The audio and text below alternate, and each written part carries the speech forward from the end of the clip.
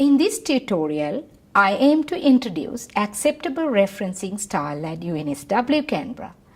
For example, if you were an undergraduate student, there are only two acceptable referencing styles: Harvard system and the Oxford Footnoting system. If you are a postgraduate student, you have quite a lot of options available.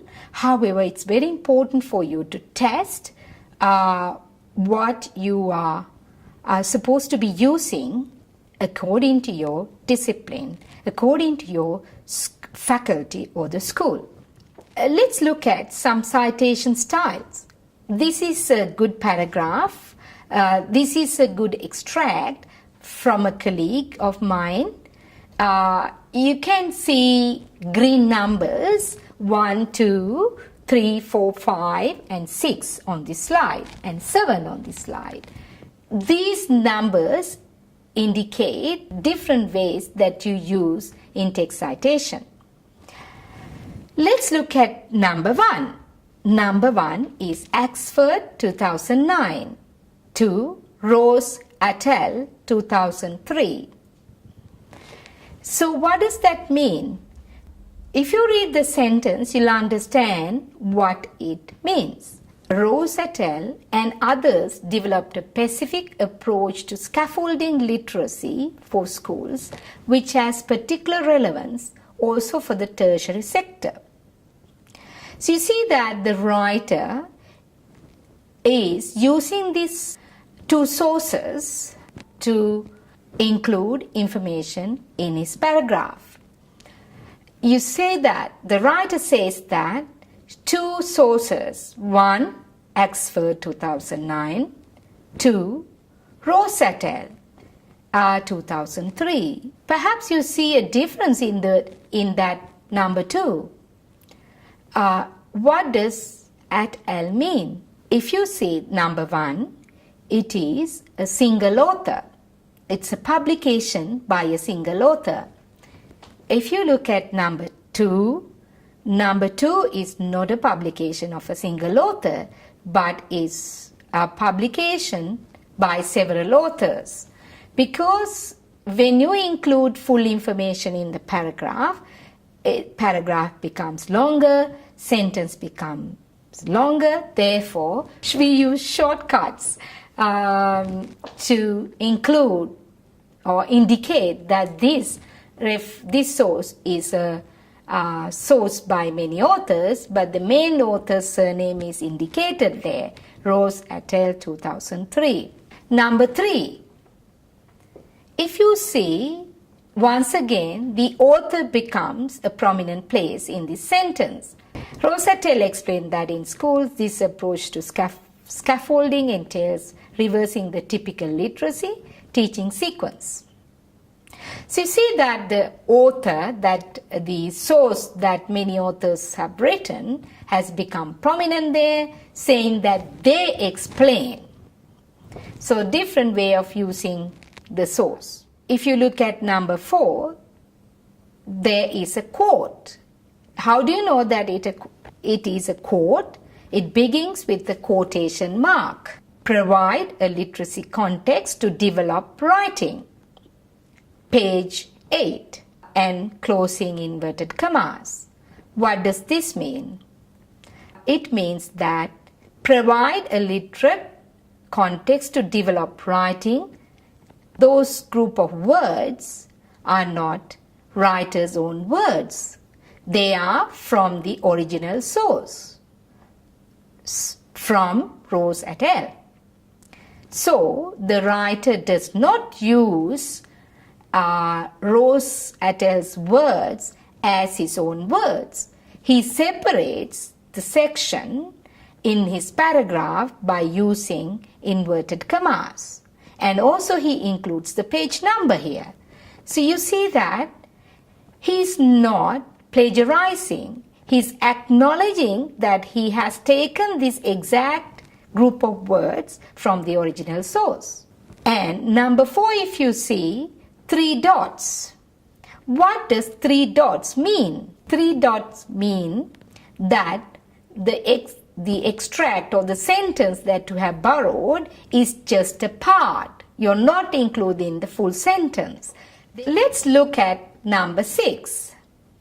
If you say number 6 is a long quote, it's from page 8, but it is indented within the text. So you know that this quote is an extract from the original source. But here, the writer does not use inverted commas. He indents the section from the rest of his. Number 7, if you see, in this approach, feedback is viewed as part of a rational process rather than as a product. Who gives the conclusion? The writer gives the conclusion.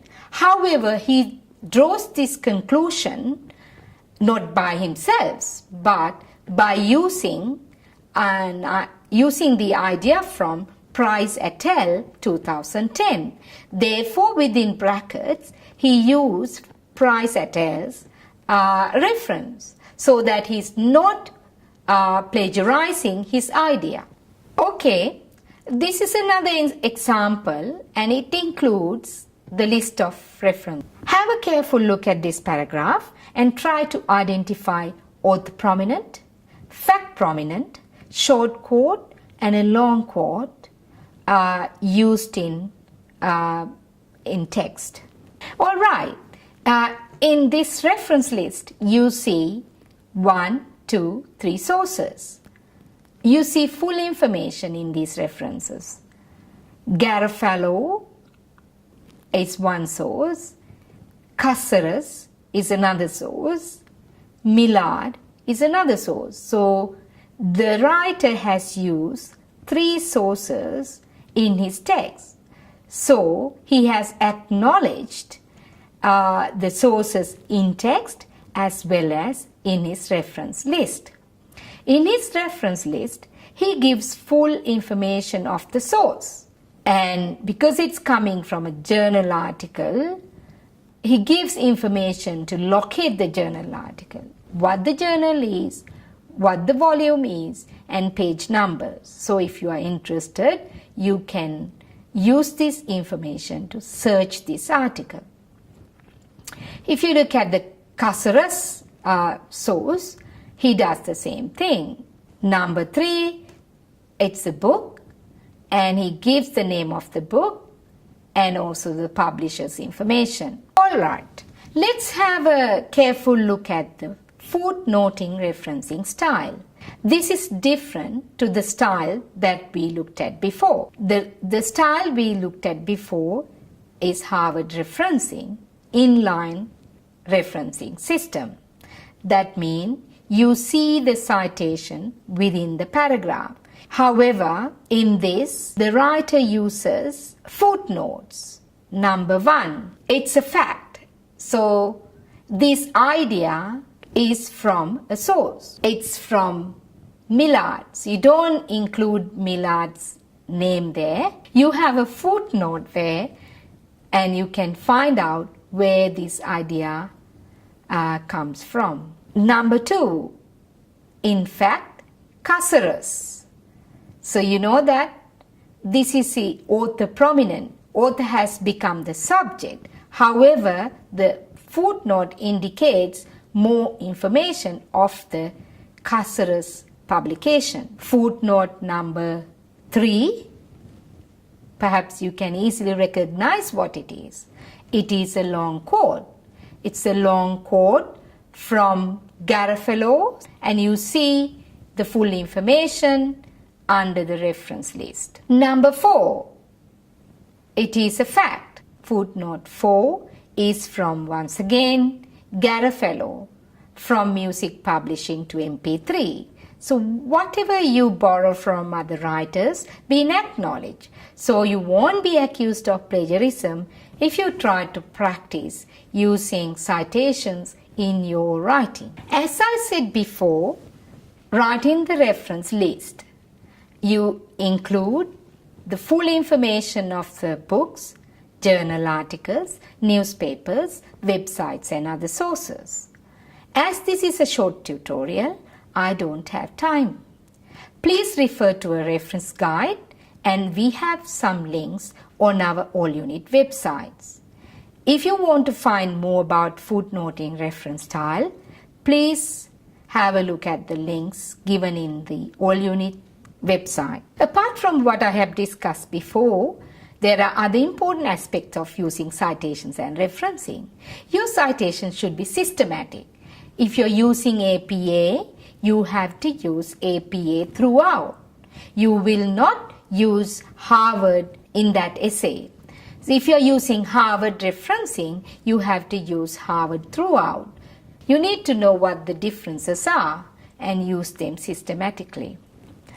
Your citations should be accurate. What do you mean by being accurate? You need to use names right. You need to spell out the names right. You need to double check with author spelling. If your name's spelled wrong, you will be unhappy. So you're not acknowledging the right source. Therefore, you need to check with your spellings. If you're borrowing a sentence, phrase from another source, you need to use them accurately. You need to see that you have used them as they are in the original source. One last thing, your citations should be useful. If your citation's not useful, why do you use it? You should meaningfully and usefully use citations in your writing. If you're writing about a topic in a particular area, you need to use referencing in that area so that you can strengthen your argument and it's useful for the reader and useful for you. When you're using your reference list, you also need to be systematic. You need to see where you use commas, full stops, quotation marks, and other important aspects of referencing systems. And also your list of references need to be in alphabetical order. Finally, if you do not acknowledge ideas, facts, and information from other sources, you will be accused of plagiarism. University policies about plagiarism and academic misconduct are quite serious. So please use this link to find more information about plagiarism and academic misconduct. I hope you understand the basics of citations and referencing. Thank you very much. Good luck with your studies at UNSW Canberra.